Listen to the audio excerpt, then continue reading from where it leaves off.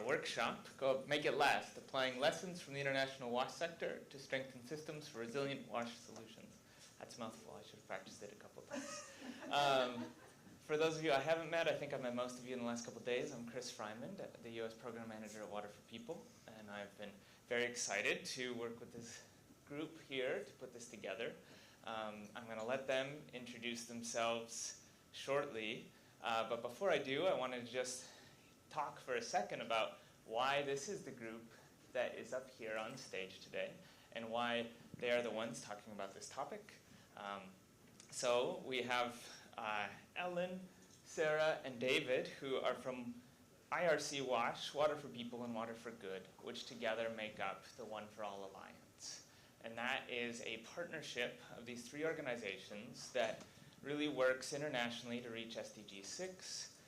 And the goal is to be able to use our various skill sets that we all have to go further together. And we work in 17 different countries amongst the three organizations, including now a very nascent program here in the United States, which I'm very excited about, which is why this is coming in to talk today. And this One for All Alliance works at various scales, from local to regional to national, and even at the global level. And so I'm very excited to let these panelists introduce themselves. Thank you all for participating and for speaking. And if I missed anything about the One for All Alliance, also please chime in, as you are the experts. And so I'm going to pass it to them to introduce themselves, and then we'll go from there. Great. Hi, everyone. I'm Elynn Walter. Is that better? Yeah? Okay. Just making sure. It's giving me some signs from the back. So, oh, there's another microphone. Okay, great. Yeah. Now that's all on video. Yay, everyone. Hi. So my name is Elynn Walter. I'm from IRC. We are a Dutch-based organization, but I would say we're really a global-based organization. Not really. We had our origins in the Netherlands. But my role within IRC is on partnerships and advocacy and influencing.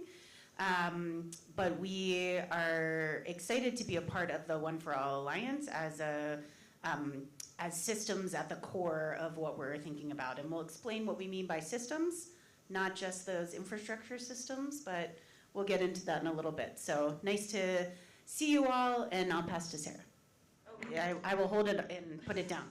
I'm going to pick up this one. Hi, everyone. I'm Sarah Bramley, Chief Impact Officer at Water for People, and I am really happy to be a part of this panel.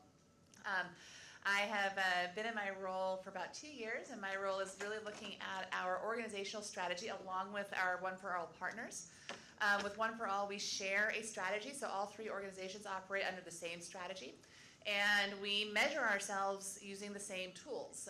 We all are beholden to the same results framework, the same theory of change, which is really exciting because it means that we get to compare results. We get to talk to each other about what's working, what's not working, and we all get to go towards the same goals together.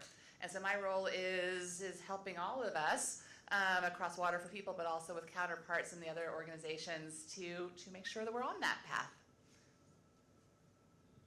Thank you, Sarah.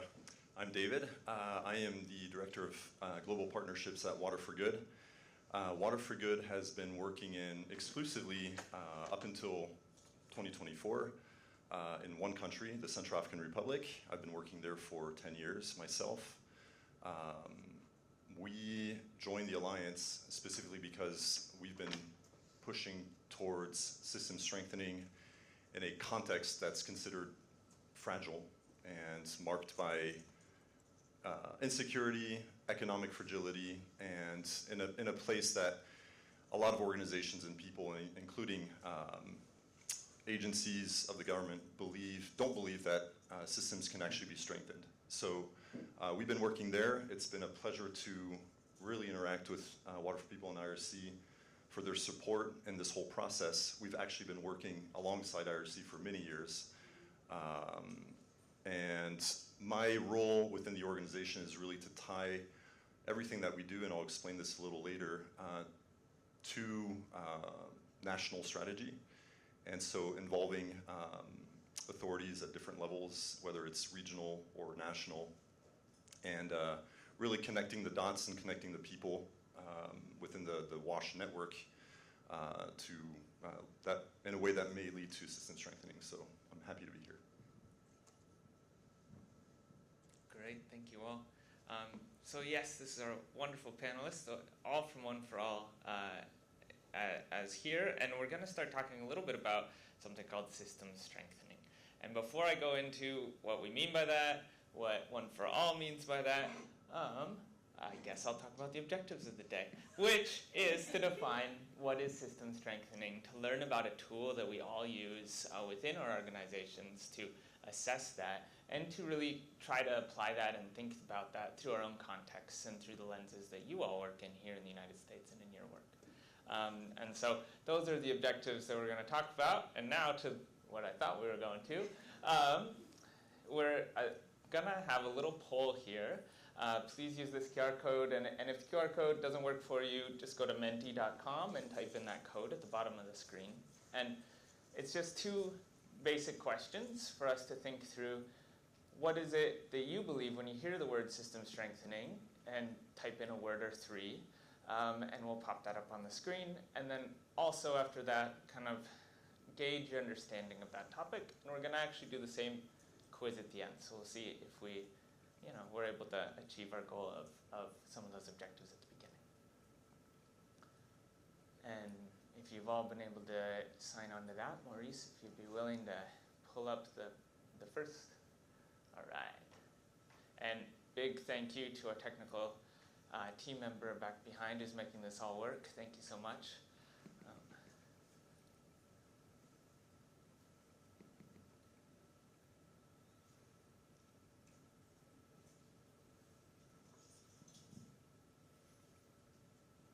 Yeah, this is a really great list. Thank you all for sharing that. Any reflections looking at this from the panelists here? Well, I love that sustainability ends up being at that kind of big middle section. It's a big part of why we talk about system strengthening. And so I think that makes a lot of sense to me. That's coming through. And I really love that collaboration just popped up there as another big word. It kind of speaks to some of what we talked about this morning in the plenary of we cannot do this alone. You can see it.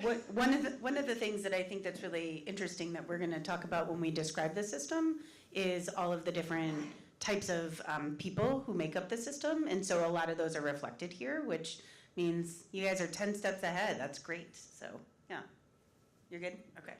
Back to you. Awesome. Thank you so much. Maurice, if you'd be willing to go to the second slide. There's a little arrow at the bottom left when you click present.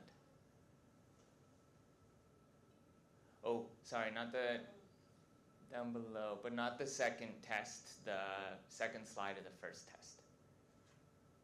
And if that doesn't work, we can always jump to the next thing.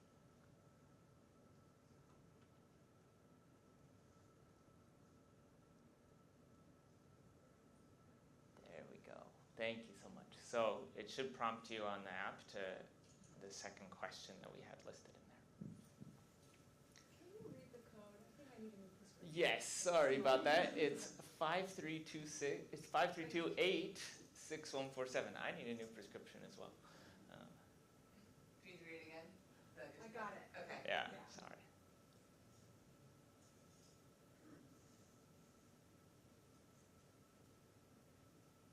I've never used a micro scale on this. I've never seen it kind of make that big. That's cool. That is cool. Uh-huh.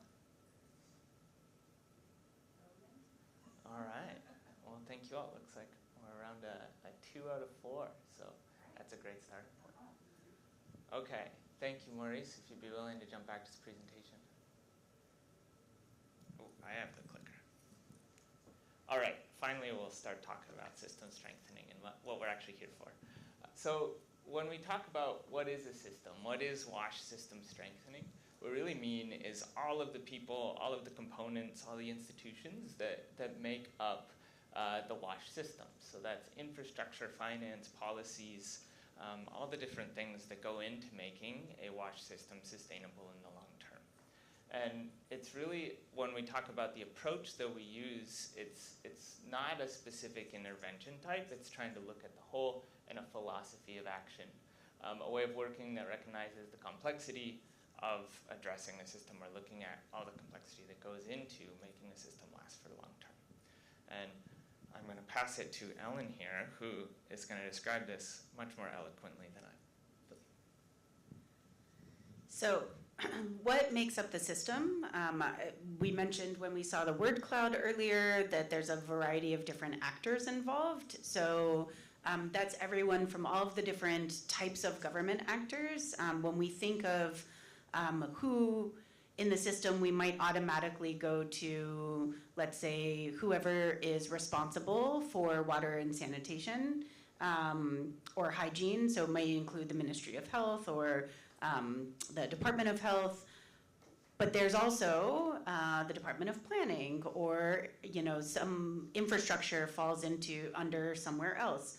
Here in the U.S., we'd be talking about, it's the EPA, it's USDA, it's all of these different government entities and agencies that all need to talk to each other and come together, which sometimes they do and most of the time not.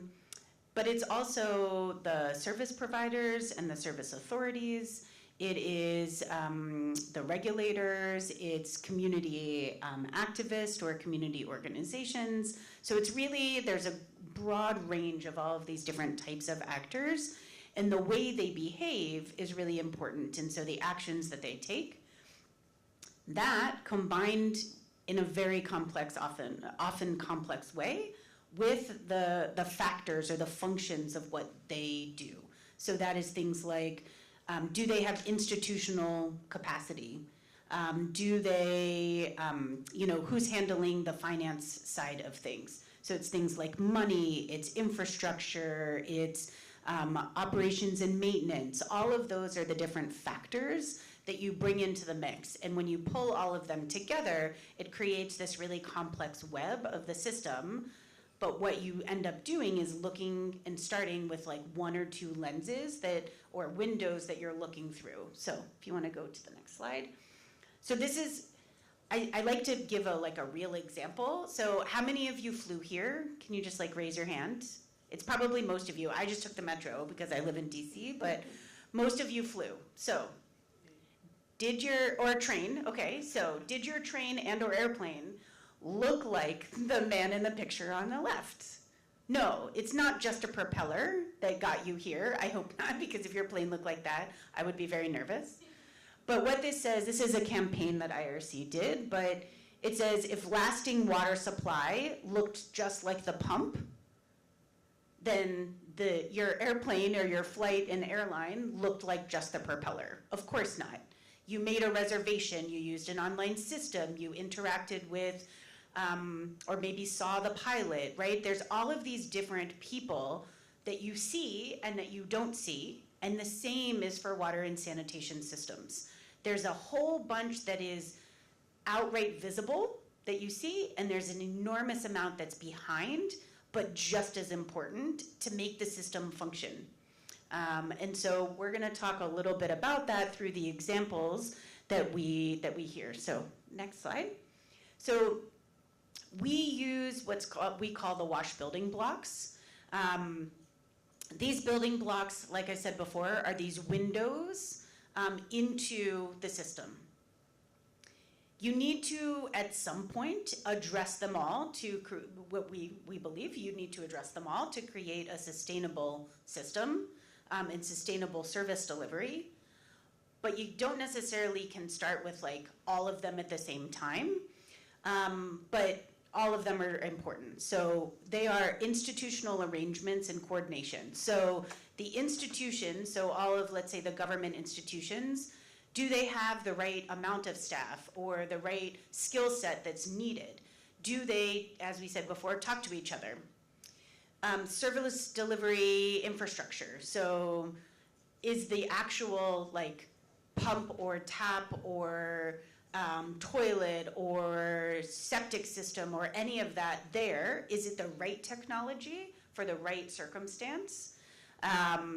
But there's an element of making sure the infrastructure is the right thing in the right place.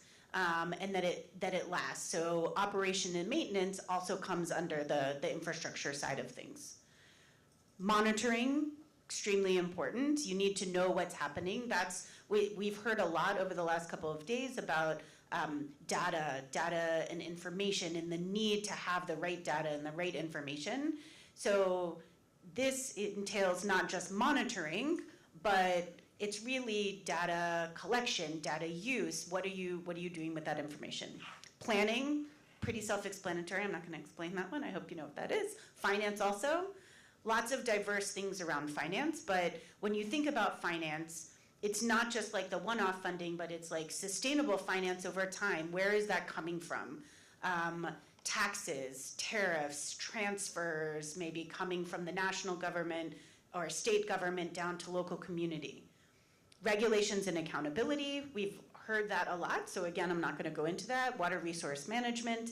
And then the last one that we feel is really important is around learning and adaptation, having that flexibility.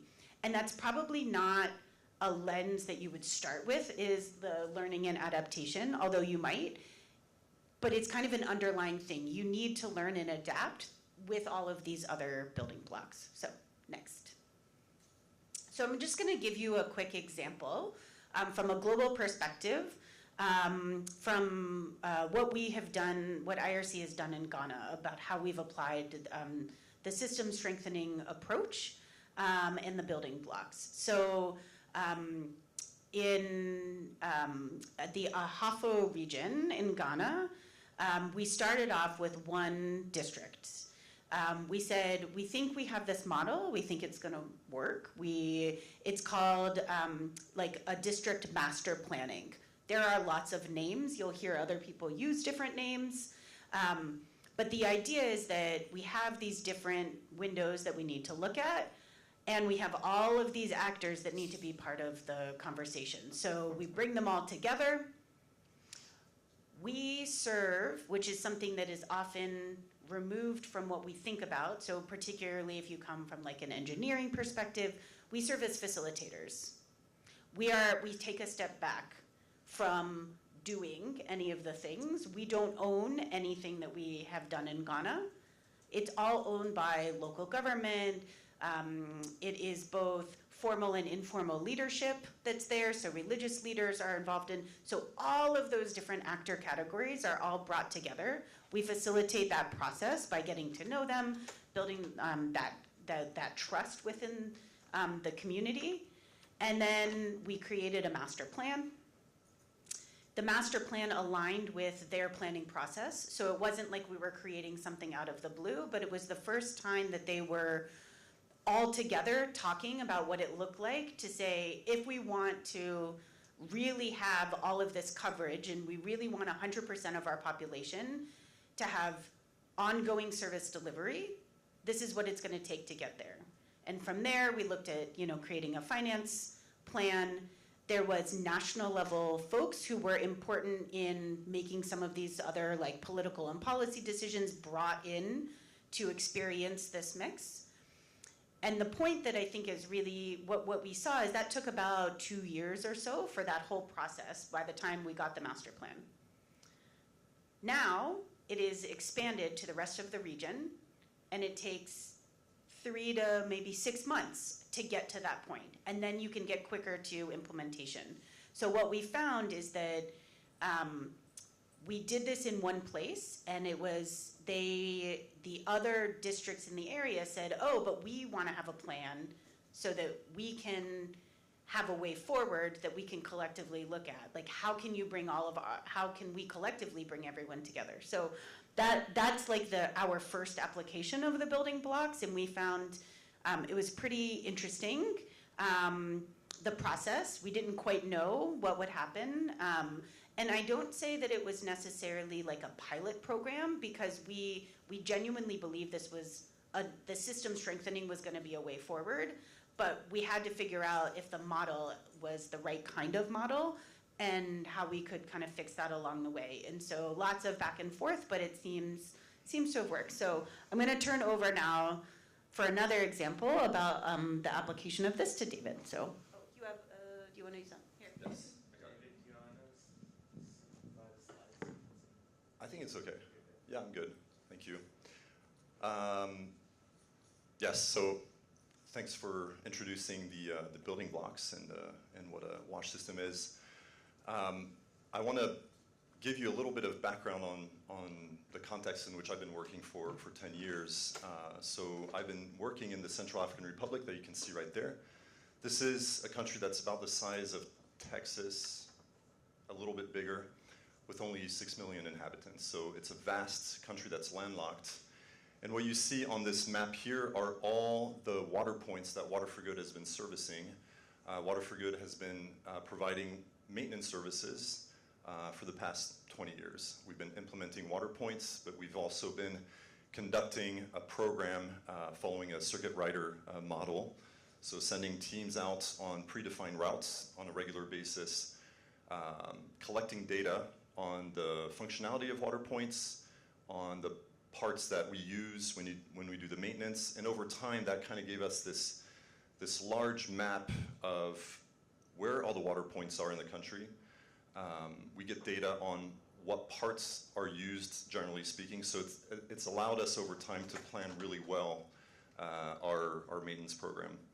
It also helps us optimize our routes, so when we're sending teams out, we try to make it as efficient as possible.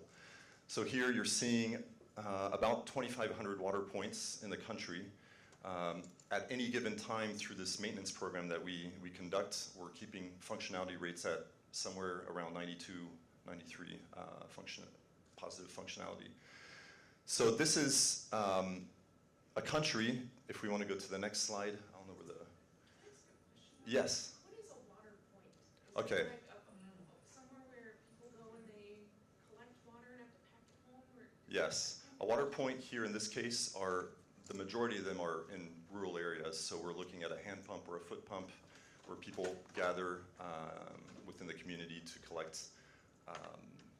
jerry cans of water. To give you a different context to the country, this here is a map that dates back to 2021, but it's still quite current, of all the different armed groups that control different parts of the country. So we're looking at a dozen different armed groups, rebel groups, that are controlling about 60% of the territory.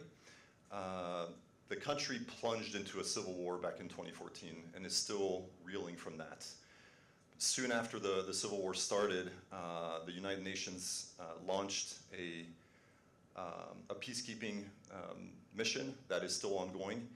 And in 2021, the Russian Wagner Group also came in to support the government in presidential protection, but also pushing some of these rebel groups away from the capital in exchange for access to certain minerals and goods.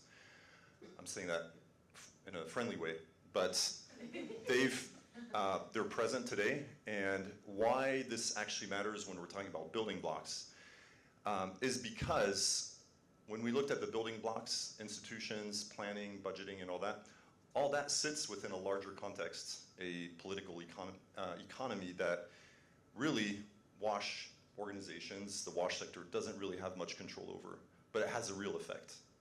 And in this case, this larger political economy is affecting institutions heavily. It's affecting the economy in the country. So one of the ways that the Central African Republic is marked by fragility is especially economic fragility. It's very, very hard for people to earn a single dollar a day, let alone getting in goods from other countries. Everything comes through the west side, through Cameroon by road, and the road is oftentimes compromised by the presence of armed groups. So this sets the stage for a very complicated economic situation. So speaking of the building blocks, I want to zoom in onto one city, which is the second largest city. Bouar, I don't know if you can see, the map is kind of small, or the screen is small, but that's way out west, close to the Cameroonian border. Thanks, Sarah. And that city is very strategic because it sits on the only route where all goods come into the country and flow to Bangui, the capital, which you see there. And if you want to go to the next slide, this is a city where we have a strong presence of UN peacekeeping forces, Russian forces who are training Central African forces, and they're maintaining security there, and they've been maintaining it there since 2021. But at the same time, due to all the economic shocks through constant rebel incursions and lack of goods flowing into the city, a lot of people have been flat on their backs economically. They've been flat on their institutions are not functioning. And so the WASH sector is part of that. Lots of institutions or areas of society there that's really hampered by the economic fragility. Down at the bottom, you see a group of men who are part of the WASH cluster. So they meet twice a month to discuss how to respond to the humanitarian needs in the area. And at the top, you see the city hall, which is pretty much empty. There is a WASH office there, but there's someone with an old style typewriter, and it has basically no means of conducting any kind of planning for WASH needs over time. So, yeah. I wonder if you want to provide a little bit of context as to what the WASH cluster is, recognizing that Sorry. that's a very humanitarian It's context. true. Yeah, this is actually the first time I speak about this to the U.S. WASH sector, so I'm using terms that you may not recognize, and I'm sorry about that. The WASH cluster is the way, so the UN has different clusters of organizations that work in different fields or needs. In this case, the UN has organized a coordination of all the organizations working in WASH. This can be, Water for Good is part of that, Action Against Hunger. We have UNICEF that's actually leading the cluster, and this is why this meeting occurs within the UNICEF building every time they have a meeting. But it's kind of a parallel system to the government system. So, and over time, the WASH cluster has been active in this country for 20 plus years. What this creates over time is a parallel system, and we have the systems, the WASH system that is supposed to be led by government, by the country, has basically been drained completely of any kind of knowledge, experience, expertise, and this is part of the stage that I'm setting. If we can go to the next slide. Water for Good's been collecting data for 12 years now, and back in 2018 we started asking ourselves, okay, we have an expertise in some of these building blocks. We've become really good at infrastructure. We've become really good at service provision. And all the data that we collect allows us to do planning, to do budgeting, to do a lot of these things that are just sitting within Water for Good. And we asked ourselves, how do we just keep on going forever and provide services? If that's the best answer, sure, why not? Or could we also consider tapping into the WASH sector, into the WASH system, and start having conversation with other actors who are supposed to be conducting an expertise within the other building blocks, like budgeting. We do budgeting for our own operations, and nobody in that city hall is sitting there budgeting or planning for that community, for that municipality. So we had to look beyond ourselves. We had to start shifting our minds from just being a service provider to being systems thinkers. And that took some internal shifting of our mental model of who we are, why we're doing this, what are our responsibilities, what are the boundaries of our organization, can we expand and start really providing assistance or discussing with other actors within the WASH system. This led to a multitude of meetings and discussions with the municipality, and we actually engaged with IRC, who provided us with a WASH systems expert who is Central African, who's based in Burkina Faso, to come and spend time with this municipality to facilitate the process. And in 2023, we actually conducted with the entire municipal body, which included neighborhood chiefs and leaders, to articulate the country's first ever WASH master plan. So this is a plan that's drawn over 10, 15 years. This is something that the municipality users, water users, can't even think about really long-term thinking. They've never been given the opportunity to really think about their own needs and their own vision for their own WASH systems. So this was, and you see in this list, first time, first governance, first district-wide, all that to say, this is the first time we do this, so it's gonna be, we learned a lot of lessons, but like Elynn said, this is a blueprint for other municipalities, for other districts. We have this plan, the municipality has a plan now, and a lot of municipalities and communities beyond Boire are asking, we want a plan as well. And the reason why they want this is because they're sick and tired of the NGO sector controlling the whole flow of, the discourse, the narrative of what they think they need in the Central African Republic. And in fact, the regional director of the Ministry of Water, who conducted as an MC, we invited him to be the MC through all the different workshops to build this master plan. He said, David, this is great because now we have our plan and we're the ones who are gonna be able to tell what the NGOs have to do. In a teasing way, obviously, he does not want the NGO sector to disappear. The needs are big. 50% of the population in CR is in need of humanitarian assistance. The point of a plan is not to push anybody away, but to have the WASH sector come in, NGOs and agencies to come in and say, how can we support your plan? How can we support what your vision of your plan over the next 10 years? So all this started with I don't know if I have another slide, yes. All this started with the building blocks and going through a process called the building blocks analysis.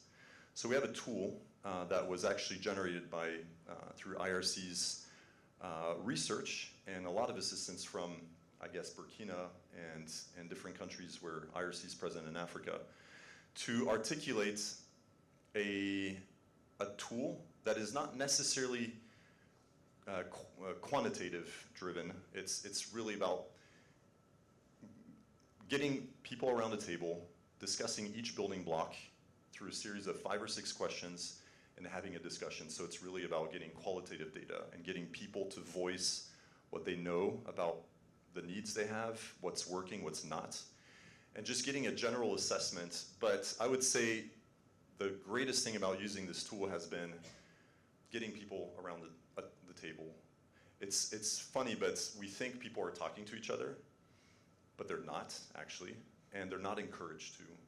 And so this tool was a way for us to get this expertise, the Central African, to facilitate the analysis, and for Water for Good to step back and let people talk. And that's where we realized if we don't do this, we're going to be in this chronic situation where the international WASH sector is going to try to continue to intervene, to take the lead, to keep the lead.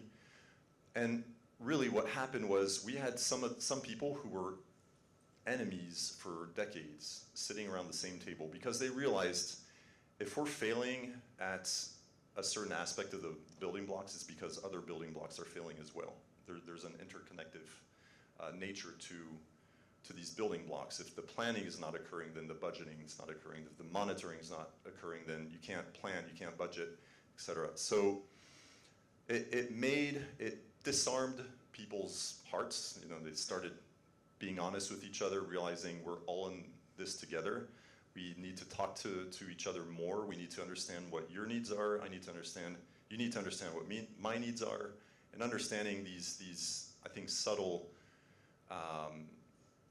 soft issues that don't come through, your data tools and ways of collecting data. These are conversations that people are having. And in fact, the WASH system is really just a lot of people together. It's nothing more, nothing less. If you're not getting people to talk with each other, it's not going to happen. So this tool really enabled that, and that's what launched the municipality into planning. So that's the experience that we've had in the Central African Republic, and we hope it's has something familiar to what we're seeing here in the US. Thank you. Can I add just one quick Yeah. thing? So one of the things that I think triggered from what you just said was that there is a system everywhere. It's sometimes formal, sometimes informal, but there is a system, but the system doesn't always function or function well. And so the idea of taking a systems approach is about identifying where parts of the system might be broken and maybe can be improved to have a better and more effectively functioning system. So I think oftentimes people are like, oh, well, there is, in certain places there is no system. No, a system exists everywhere. It just is. And it's not that every building block is often broken. It's sometimes just one thing that is really, a massive gap. So just wanted to add that. Sarah, over to you. Yeah, thanks. It's a great addition. We have a breakout group coming up next, but I wonder, recognizing audience and recognizing folks on the panel, if we want to take a pause and ask if there are any questions in the audience for any clarification or just like general knowledge. Does that sound okay? Yeah. All right. So many questions. Yeah, I didn't know if it was like, this is appropriate or if I should ask independently. Let's do it.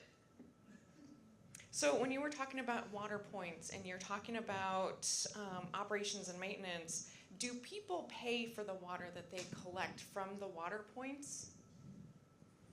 So that's a great question. There are, all these water points are community managed, and we encourage communities to contribute to the maintenance, to the operation and maintenance as they can. Now, in reality, what people are actually contributing is we set in agreement with the government, so the Ministry of Water, a basic fee. So it's basically a symbolic fee. Because the country has been hampered by economic fragility, we didn't want to set the bar too high, but we didn't want to discourage people from understanding that there's a real cost that's incurred through this, this maintenance. It's quite expensive, in fact. Mm-hmm. And through the data that we have collected over time, we realized just for the direct operation and maintenance of water points, we were getting user contributions to around 1% of the cost. So it was hugely subsidized. And we found, we researched strategies to increase that. And one of the ways we thought this could work was by simply multiplying the number of water points in the country. So improving services. Long lines of people, sometimes people have to wait 24 hours for water points. And these are not water points that Water for Good has necessarily put in. I think Water for Good has put about 1,000 in, but there are 2,000-3,000 water points. And oftentimes they're heavily saturated by users. We have 1,000 people using a foot pump. So we thought, let's saturate communities with water points and see if making this a little friendlier for users might increase their willingness to pay. So we did that over 5 years. We increased the number of water points significantly. In fact, we started putting in more complex systems, so solar-powered water supply networks and with piping schemes and community tap stands where people, instead of using a pump, they're just using faucets. So where we've improved water points with hand pumps or foot pumps, the contributions have not really increased at all. It doesn't really matter. It's such a low level of service that it's very hard to expect much. However, where we've put tap stands, there's been a significant increase, 70–80% recovery of costs around those systems. So that's if that answers your question. So the local government pays for the difference that is not collected from local? Nothing at all. Because the local government... External resources pays for sorry, right, if I understand correctly, and that's in other places also, that it's coming from external resources. So it's not the government, it's not the users, it's a third source of funding, which is like, right, maybe? I don't know. No, there's three main sources of funding. There's taxes, tariffs, and transfers. And these tariffs are what we try to encourage, can only go so far. Taxes, the country has no form of collecting taxes.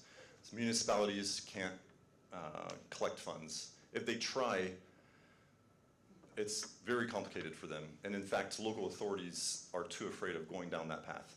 So it turns to transfers, international funding, subsidies, whether it's other internet funders or other governments are subsidizing part of that system. Yeah. And I would add to that that the Central African Republic context is not unique, but it is a fragile context. So it is a special context, and so. In a lot of the other places where Water for People works, where IRC works, we see much higher rates of charge for water. In some of the places that Water for People is working, we're using micrometers at household level, and so that will look much more familiar to folks in this room, where the quantity of water that households are using is measured. There are rates associated with that. There's a rate collection, and that goes to support the operation and maintenance of the system as well. So it varies in different places, really contextualized based on what is happening in that local area. And one of the things that's part of, I'll call it an extra tool beyond the building blocks tool, is like a life cycle costing. So knowing what the full cost is over time to help recognize, is the tariff that's being charged sufficient? Can there be, this combination of the 3 T's, the taxes, the tariffs, and the transfers, making up enough of that? How do you decrease the amount of transfers? And can it be fully sustained by and an agreement that with proper tariff setting and proper taxes and government, contribution, can that be sustainable over time? Yeah, I have a lot, so I'll probably just ask afterwards. Yeah. I don't know that this question is fully formed, so bear with me. But just thinking, like I work here, and I also work in East Africa and Uganda, implementing water and sanitation projects in rural areas. And one thing I think about a lot is just, I know us philanthropy, NGOs, we come in, we build things, we try to build systems and have good operations and maintenance plans and all of that. But at the end of the day, how do things really change? You can't force government, political will to exist. And you can't force monetary investment to continue. And you can't make the upskilling of government workers and district engineers happen forever. You can train one, but then who trains the next one? I'm just always really concerned that we're not thinking big enough. So the entire concept around the systems approach flips all of the things that you said on, flips it to the other side. So having government around the table, they own it. So there's exceptions to that, because then there's shuffles within the government, so that's a whole nother issue. But the idea is that it's not that anything that you would do potentially as an NGO is a contribution to a system that is in place. So yes, you might be training, but at the same time that you might be training 1 or 2 engineers in the context in which you're working, there's also policy that's changing the criteria for what engineers at the national level are required to do as part of their certification, right? So it's addressing all of the components together to create a more sustainable space. And although it is difficult, you actually can change the national policy. It takes time, but you can change the budget lines. You can change those things. And in some cases, it's very successful. And in some cases, you do all of that. There's a change in the government and it all disappears and you start all over again, which is unfortunate, but you do. But for the most part, there are ways to go about that. So, yeah, and I would just add that part of the shift I think that we've seen in the sector is a shift towards what we refer to as influencing. And it really is this, you're right, because you can't force it. You can't make somebody do something. You're an outside actor. But you can help to influence. You can help to shape, to provide data that can allow for decision making, and kind of help along that structure to say, what is the cause of the challenge that you're having? Well, let's work backwards and figure out what's happening there. Okay, now based on this conversation, what do you think the solution is? So a lot of the conversation we had this morning as well kind of wraps into that. Should we do one more question? Let me go to Rita. Yeah, I thought it was really interesting that it sounds like once people had a better level of service, then there's a greater willingness to pay. And do you think that's because suddenly they have more free time to work and take their kids to school and do other things? Because like that would make a lot of sense to me. And I think that's also sort of a ground up way to build capacity and to build like willingness to pay, and so you're benefiting the society, in a greater way. I think there are a number of reasons why users are willing to pay for better services. I mean, it's one of the reasons. We didn't know what to expect when we started putting in these systems. We thought we're either going to put these systems in and bear even more expensive maintenance costs, which is going to be a problem. But what we also had to build around better equipment, solar panels and water towers and pipe schemes, was also a management scheme. Managing the way users were collecting water, having a person in charge of the tap stand, and spending a lot of time with the community, helping them understand the cost behind all this, behind the pipes, the need for care around it. But it's really about the fact that we put in safeguards and we started hiring local managers to manage the systems, not us as an NGO. We put in the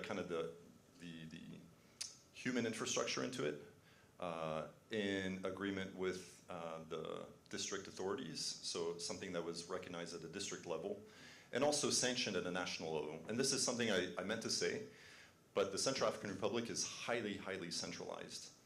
And so encouraging a district to build its own WASH master plan is tricky. It can be perceived as a threat, but the Central African government did make a political commitment to decentralizing power, and so in 2021, they just don't know how. So what Water for Good has done is facilitate the conversation between the district of Boar and powers in Bangui, the capital, to make sure that there's alignment, but also an understanding that there's mutual, they need to complement each other. They need to help each other out. So the district is not just going to start acting on its own. It needs support from the central government. And a lot of this has been around setting water prices that are appropriate for where we're putting these systems in. And when they know that this is sanctioned by government, they are actually more willing to pay as well. So they're seeing, it's a signal from the government that they're actually caring for its people. Yeah, and I think that in general, you're right, that when people have access to higher quality water and sanitation, that you do see lots of things improve. Health improves, educational access improves because children aren't walking for water before going to school. Education also improves because children aren't thirsty or sick while they're in school, and so they're able to concentrate. You see that because women aren't walking for water during the day, that they have more opportunity to increase their own livelihoods for their family. as well. So all of what you were talking about absolutely is one of the other outcomes of what we see happening. Do you want to add on? Yeah, I would just say the willingness to pay, if, and we've heard this actually over the last 2 days, is that people are paying an enormous amount for water anyway. So the fact that there is a service and it's not trucked in water, or it's not bottled water, or it's not something else, that they don't have to go somewhere else to get it, and if it's a quality of service that they see is consistent, then they're like, oh, well, I was already paying this before because you need water, you know, like it's an essential element, not only for drinking, but for all of the other household uses and bathing and everything else. So people were already paying in some way, shape, or form, or it's where we see, I think, the biggest challenge with willingness to pay is in places where you can, the water is not safe, but it is an open source of water. So people live next to a river, people live next to some kind of, you know, lake or pond, which is often infested with name X disease. But then it takes a little bit more of, I would say, like community engagement and community like influencing and advocacy within the community to demonstrate that like this water that you're getting is actually not the same as that water.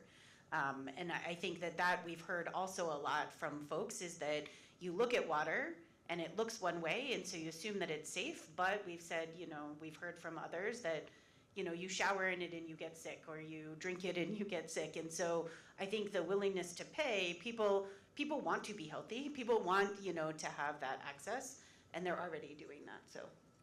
Do I have a minute? All right.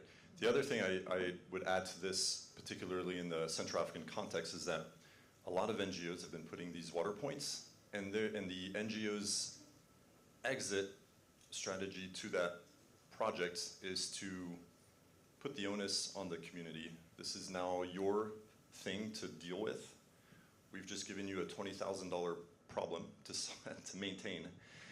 We're going to equip you, tool you, you know, we're going to equip you and train you, and then we'll leave. When in reality, doing maintenance on a hand pump you need a pretty solid supply chain and procurement plan behind it that's very expensive. And so not only when you know, building larger systems with a management, one of the building blocks is service delivery.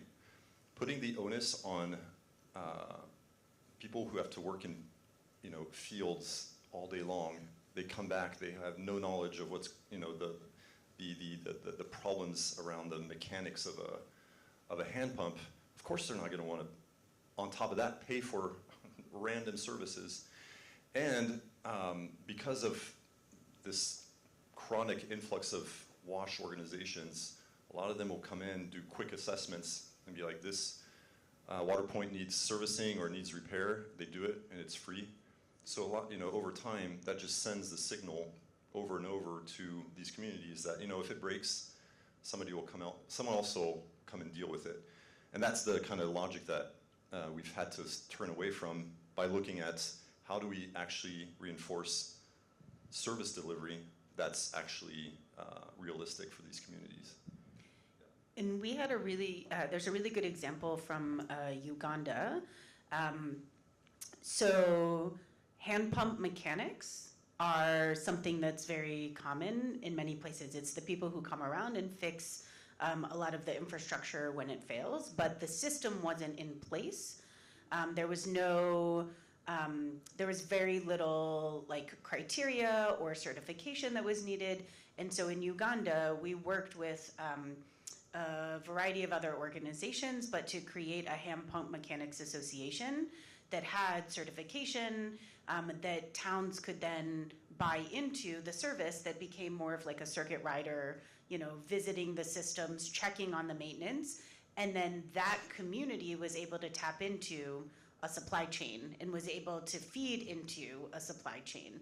And so there are some of these other ways, if, you know, as opposed to relying on just community management when the skill set doesn't exist, that looking at what are some of the alternative potential solutions to still ensuring the service is being provided, but may need to come from a different perspective. And so yeah, that's just one example. Okay, I'm done. Thanks, Ellen. So part of what we talk about is needs assessment and community engagement and citizen demand. And so we have a couple choices for the audience right now. We have a breakout session planned with 3 different groups, which I'll tell you about. But we also wanted to give an option of continuing this conversation just as is. I know we've also had a lot of breakout groups. And so, or a third option is we can choose one of the breakouts and just do it all together. So here are the breakouts. Pay attention. The first one is around shared challenges. So based on the systems definitions that we've talked about, which aspect do you think is the weakest in the community or context that you work in? What have been the biggest challenges, biggest systems challenges that you've worked on? So that's one option, either in a big group or a small group. The people perspective, in your context, who is or should be included in the WASH system? Who is missing? How do we connect them? And the third option is the tool application, practicing implementing a part of the analysis tool in your contexts. So 3 different options, a fourth being continuing question and answers. Going to ask for hands for continuing questions and answers. All right, Francine, sorry, I think you're outvoted on that one. Okay, so next question is breakout groups or plenary conversation? I saw one all together. And all right. Okay, so I think we've got plenary conversation. All right, so next, hands for shared challenges. All right, 3. 4. Hands for the people perspective. I'm voting again. Okay, 4. And tool application. Ooh, it's very close. How are we going to do this? Yes, it does. And I also know that we've got people voting multiple times and people not, which is totally fine. What do you think, guys? Yeah, choose. So what I would suggest is that I think the first 2, the shared challenges and people perspective, do lend themselves to a much larger discussion.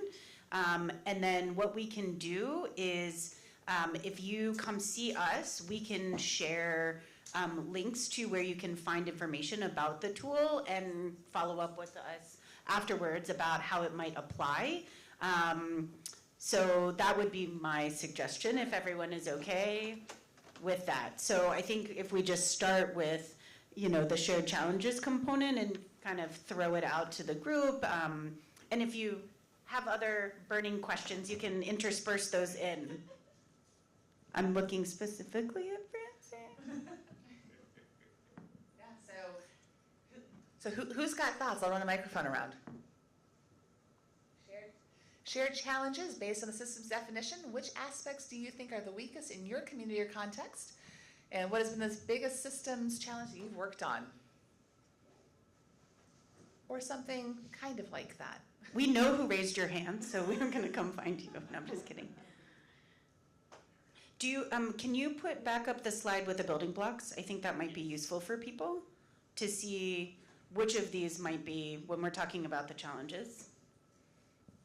We'll go 1 and then 2. I could talk about many of these. I'll choose one. I would say let's talk about the planning process, because I think the people part of my work specifically is the most complicated. And I think our systems don't allow us the time and genuine deep interaction that's needed, and our funding cycles and everything else don't lend us the time that's needed to move at the speed of trust and really build those genuine partnerships so that the long-term maintenance of projects and services are maintained. So is that enough? Yeah, that's great. Excellent. Hi, Hi, thanks. So I do some pretty traditional technical assistance work, drinking water, wastewater, here in the States. And I'm really struck by, some of the similarities when you're talking about sort of having an exit strategy in some of these places that we're working. We deal with the same things, all throughout the Northeast and other places where we've got these really engaged community volunteers who come in and they do the work and they put their heart into it for 2 or 3 years and then they're gone. And I don't know if it's trying to provide those kind of systems and getting those systems in place where there's more regional collaboration. We toss the regionalization term out a lot and try to make it not a threatening thing, and that there are different levels of that collaboration. But to be able, like, our dream is, really to work ourselves out of a job, right? Like, where our help is not needed anymore. And we've been doing it. I'm with one of the RCAP regions, and we just celebrated our 50th anniversary this past year. And lots of accomplishments, sure, but so much more work to do. And trying to just really struck and inspired, to try to go back home and to try to think about, how we can kind of connect some of these communities more intentionally for a sustained solution. And I'm going to ask, since we did some translation from this side there, can you translate RCAP to this group? Sorry. So RCAP is the Rural Community Assistance Partnership. We serve all 50 states and U.S. territories. Thank you.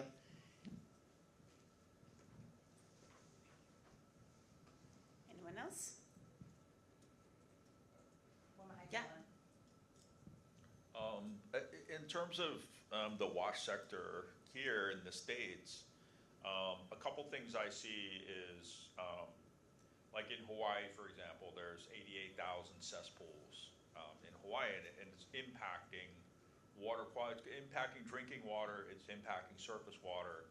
People are getting sick at beaches, those sorts of things. But it's almost like voluntary to upgrade your system.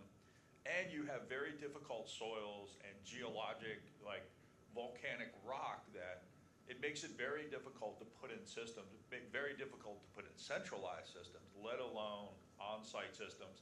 And on-site systems are running from $30,000 to $70,000 or $100,000 for an on-site system. And sometimes those systems aren't even reducing nutrients and bacteria significantly if you're just going from a cesspool to a septic system.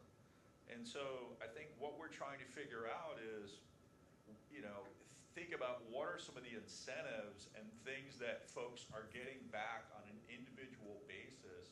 And I think a lot of people, if they see having to make these kind of investments for almost no personal gain at the household level. And so, I think that that's a challenge, and I think that's a challenge, and I think it's important to try to tie back some benefits. And I think in some of our work in, say, Palau, we're working on food security at the household level by treating wastewater and then creating agroforestry plots that then are watered with that effluent, and treating it to a high, almost drinking water type standard. But then suddenly there are benefits for the homeowner and benefits for regional food security. But I think often in our country, people aren't seeing those benefits unless they have a well that's contaminated or something like that on their own property. A lot of times those benefits aren't coming back to them. They're more societal benefits.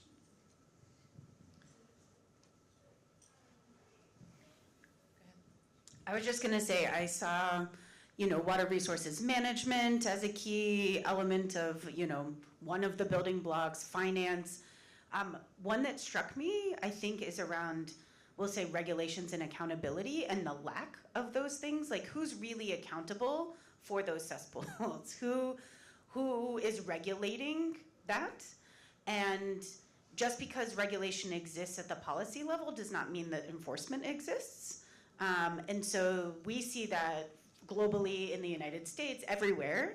And so I think that the other thing that comes to mind is, like, bringing all of those people to the table, right? So if people are not seeing that there is some kind of benefit, maybe getting multiple voices sitting around the table collectively to say, hey, like, are you experiencing this over here or experiencing this, like having that collective voice coming together, like we do, I wrote it down, hold on.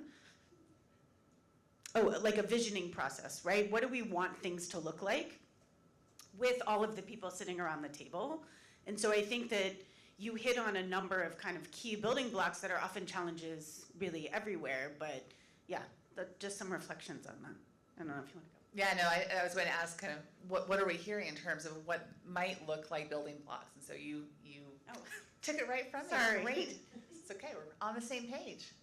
You want to add anything? Yeah, I wanted to respond to your comments, to this this concept of working ourselves out of a job. You know, this is something that Water for Good has for a long time thought we got to solve this once and for all, pack our bags and go. But I think we're dealing with what we call wicked problems, and they're not going away. They're not going to go away. And what we've had to do as an organization was really think about, we've always thought ourselves as, okay, we are proxy service providers. We're providing a service that others can't currently. But we've had to think about another building block for our organization, which is learning and adaptation. Let's adapt our organization according to how things evolve so that we can continue to support this ongoing complex problem that the wash sector is. It's not going away, but we have a lot of expertise. We have a lot of, we're established. Given the nature of the wash sector and how complicated it is, it'd be a shame to lose expertise and walk away from it. So it's about adapting ourselves and kind of making that our exit strategy, just continuous adaptation. And I think it speaks again, coming away from the speaker, that problem yesterday. I think it speaks again to the context, right? And that fragile context is a different context. Water for People in the work that we're doing at district level, we do have an exit strategy. We have yet to do it. We're still working towards it. But part of what we've done is to create a system of tools that allows us to measure sustainability. And so it really is, in many ways, reflective of these building blocks. We call it something else. It doesn't matter. But it reflects a lot of those things that we know need to be in place in a location before the system is going to last beyond us. And so we do have the intent to be able to say, okay, once these things get checked, once we've reached these milestones, that we do begin to work on an exit plan with the communities in which we're working.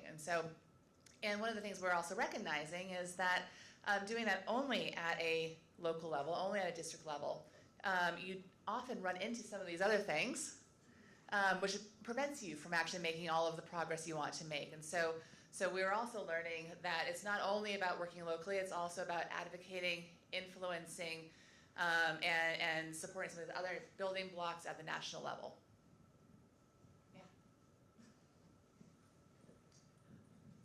Is your list of the things that you measure for sustainability available somewhere, or is that something that you can share? I would love to know what those are. Please share.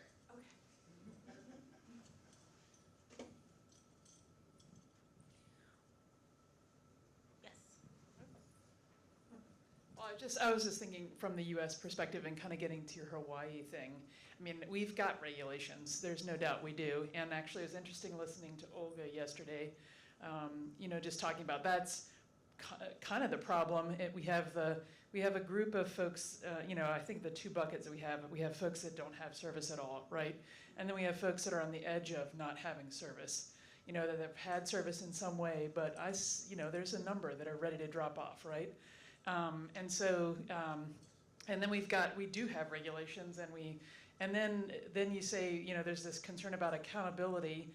I think a lot of times maybe with the cesspools or with other, like say on-site systems that people have, septic tanks, where we talk about the straight piping, we're talking about individuals in many ways, right? So what good is that? Because they don't have the money to do it because it costs $70,000 or more, whatever that is. and we're talking about waste here, right? But, so I think in the US we have some of those things. I think I see it, we have continued regulations that we're spending billions of dollars getting the last little bit of something out to protect people that have the money to pay for it. But I see at the same time, that we don't want to, or we don't really want to know, or we don't know what to do about the accountability part, where we know people can't pay for it, but they're paying for it in their health or whatever else. And I think that is the thing, that's really interesting about the U.S. because, and we all know it. I'm just trying to say it more here because I think it comes to like this idea that, I think about who do you work with. Many people don't have these communities to work with. I think about what we saw about the dichotomy between the Navajo this morning, where there is a group, or at least there's somebody that's working on it that you can go to and work with. And then you had Sharon, who was like, it's me, and I don't know anything about water, and I just keep on trying to get people to do something, And I think that's really, those are some of the harder pieces when in these kind of, where we have septic tanks or we have, no running water or whatever. Anyway, that's just my thought. Just trying to put it in context. This is not my daily, and so I've been trying to learn as I've been here. But that is the thing that's hard to unpack. Which is different than what we're seeing in the Central African Republic or whatever. And I don't know what to do. But that's just a thought that I wanted to bring up and kind of put us in the right context here. Thanks, Sarah. One question I have, just based on that came to mind. So from an advocacy perspective, I'm constantly looking at, okay, so if this is working, but it's not working 100%, what about it isn't working, right? And so, as you said, it's accountability at household level. So immediately I went to, does the household need to get a permit in order for them to put in a septic tank or to, whatever it is that they're doing at their house? I live in the District of Columbia. I cannot do anything for the most part that is related to, that's not physically within my own house without having some kind of permit or telling someone, right? So can it be attached to something like that where it's a permitting process? Is there a way to, and I don't know, clearly I work in the global development space. I know a lot less about things here in the US, but that my mind goes to, okay, so if it's not quite working in that way, what are other ways to hold households potentially responsible or to raise awareness with households about contamination for other people and things along those lines. So just throwing that out there as a thought. Thanks, Helen. And we can begin to also, I'm going to give you the microphone. I want you to say what you're going to say, but we can also begin to kind of slowly transition to the second part of the conversation of who are the people. Sarah actually made a nice transition, who are in the room, who aren't in the room, who needs to be there. So we'll just add it all to the conversation. Go 10 minutes left. So this is kind of adding all to the conversation when you were talking about the tools. Often when we're talking about water in this context and permitting, you're talking about the water systems, but you brought up a great point about permitting. And with the International Code Council, we are the people that facilitate the development of the model building codes, including plumbing codes and a bunch of standards. We have a rainwater harvesting standard, and we also have a pipe sizing standard being developed.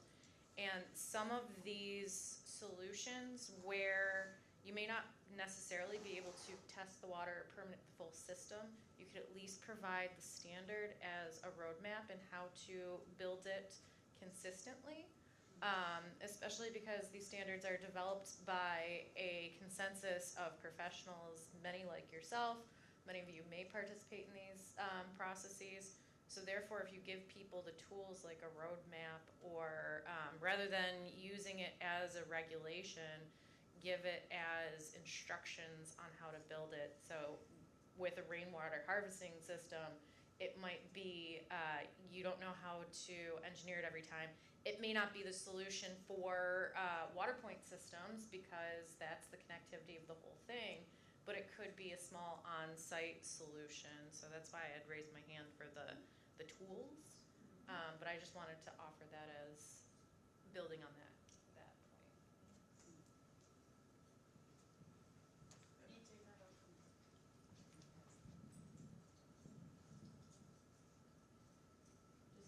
Are we still kind of like airing our problems? It's like Festivus, go for it. I know, my grievances, okay. We've got an aluminum pole somewhere, I'm quite certain. I'm game, let's go.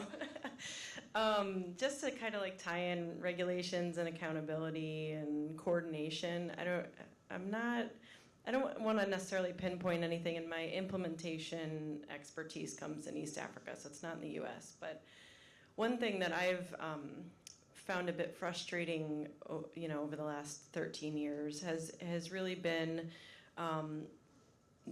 like someone mentioned earlier, not using the appropriate solutions in the appropriate context. And I don't know, I know there are standards, for instance, in Uganda for rainwater design and all this other stuff. We could talk another time about if they're actually appropriate for the settings, whatever. We have our own calculations we have. But I will say that I just know that there's a lot of wasted resources in this world. When I started doing this work, the stat was like 80% of water and sanitation projects fail permanently in the first 2 years globally. And I was like, oh my God, I'm gonna do this better. And that's why I built the first project with our organization. How do we, I don't know what the answer is, but like, how do we get everybody to play the same game and follow the rules? Because even if governments are not going to like enforce everybody, there has to be like a common professionalism among all of us to be doing the right thing and not wasting these like valuable dollars when we're implementing solutions. And we're failing the communities in the end too. So there's my grievance. So, we've got But it I in think- here. Yeah. I think we invest a lot of resources in things, in infrastructure and projects and whatnot, but I think really investing in human capacity and that, I mentioned systems thinking as something that is critical for any and every organization working within this complex system. And when you start having a lot of people thinking in a systemic way, I think that even influences the way an organization will adapt. And this is something I've also been hearing in different sessions, is this lack of investment in humans. And I think that's my answer. I don't know if you wanted to answer differently or with something else, but it is a great comment question there. Do you want to talk a little bit agenda for change and kind of bringing people together that way to talk about this change? We have a comment, I think, a Okay. response actually from someone, I think. Perfect. Actually, John made a really good point about investing in human capacity, but I want to be like super brutally honest about what I observe as the situation in international development is that I'm getting to the point after 25 years in the work that setting CAR aside and South Sudan and the current situation in Haiti where you have complete collapse of government. Recognizing that East Africa does not currently have any of those situations. Most countries, in East Africa have democratically elected governments, at least as democratic as the US. The reason NGOs often don't get along is because they have a paternalistic attitude toward possessing the best solution to the problem that they will execute regardless of whether it is often in conflict with national policy, cluster guidance, what the NGO down the road is doing. because there is a desire to say we have a distinctive and unique approach to fundraise more. And the truth is, I would rather see government take charge, make a policy, attempt to execute, and struggle than a colonialist attitude towards providing a solution and saying, well, don't worry, we'll have eternal funding to support it. And I think that is a relevant conversation within the U.S. as well. And this is like true confessions time here. We've been doing this for a good amount of time, and I think John's response, investing in people, people who will sometimes, from our perspective, fail, communities who, from our perspective, will sometimes fail, governments who will never live up to what we would like to see them do. But the fact is, it is a lie when most people say they're trying to work themselves out of a job. Present company accepted, I'm sure, anybody here. The fact is, we do poor stakeholder analysis, we do poor political economic analysis, we step in with a solution that we've pre-planned, and at the end of the day, we hoard the resources for us and for our staff and leave government sitting on the sideline. And it is a direct product of a remaining colonialist, racist attitude in most places. And the international NGO community needs to contend deeply with the ethics behind what we do, and to have a willingness to become allies instead of service providers. There is no sustainability outside of emergency context. I'm not trying to contradict what John is saying, but outside of an extreme emergency context, there is no excuse for organizations that continue to set themselves up as perpetual service providers. Is wrong.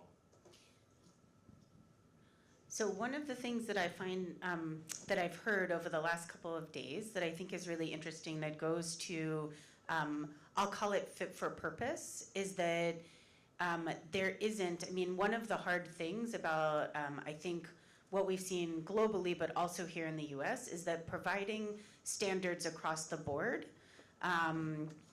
may not fit the context in which all communities are living, and so finding that balance, I think, between what is regulated, what is possible, where there are gaps, what is feasible, what's the appropriate technology, and what is fit for purpose, what's short-term solutions to something that really is like a really dire need, and how does that transition into something long-term.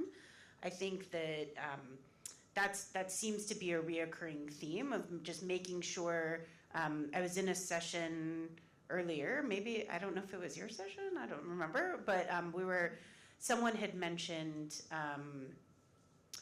they asked a question, it was your session, they were asking a question about, well, they just said, you shouldn't, just don't live there because that's not, it's not conducive for us to build something, the government says it's not conducive to build something, so just move. Well, okay, so that's not an option. And so I think identifying this fit for purpose, fit for context is a really important thing. And what I have learned in the years that I've been working in the WASH sector is that we're both talking about a systems approach, all three organizations, but how we approach that in the different countries and is completely different.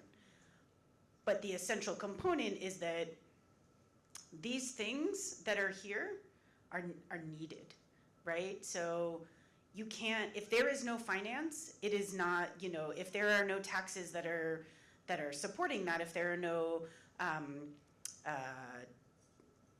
there's no tariffs that are supporting that process, then that's not going to happen. If there's no institutional capacity for someone to maintain the system, whatever that system is not like those things are not sustainable over time. And so that's, I think, the perspective, I don't know, just to like leave on a note of hopefully you see how this is relative to things here in the US. So Sarah, back to you. Fantastic way to wrap it up, Ellen.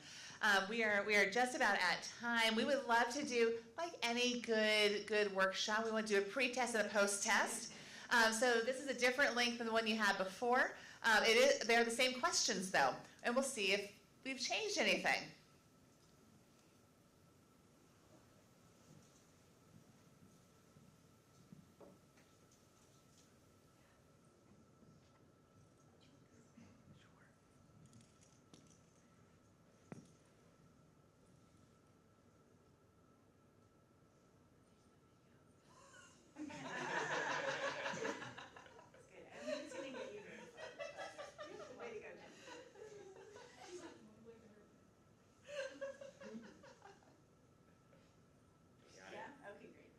Would you be willing to pull up the slides again?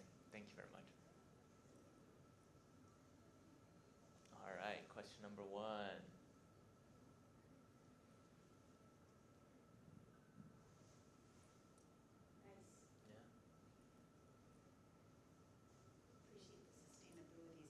Yeah. Right. It would have been a problem if we lost sustainability there. We would have not done our jobs well.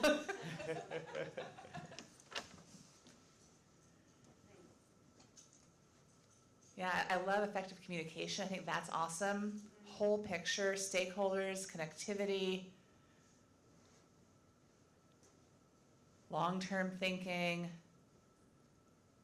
willingness to help. Cool. Great. I think that's most people. Would you be willing to switch to the second slide, please?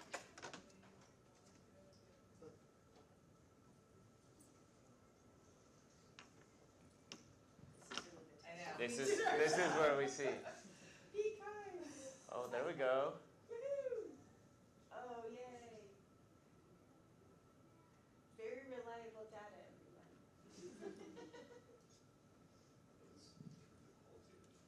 Yes. Yeah. Yeah. Absolutely. All right, well, we saw some movement there. I feel like in an hour and a half, that's not bad. But what we recognize is it is complex and it takes time and it takes all of us working together and learning from one another and sharing. And so really, thank you all for a great conversation today. We are around. We'd love to have more conversation. Francine will send you some tools. And otherwise, have a great afternoon. We will see you all at the happy hour at... Shuttles start leaving at 5:15 down below, and there'll be one bus at a time. So just if you look out and don't see a bus, there'll be another one coming. Yeah, and we're going to the Reservoir Center tonight. So yeah, please be down there. And thank you all for presenting. We very much appreciate you.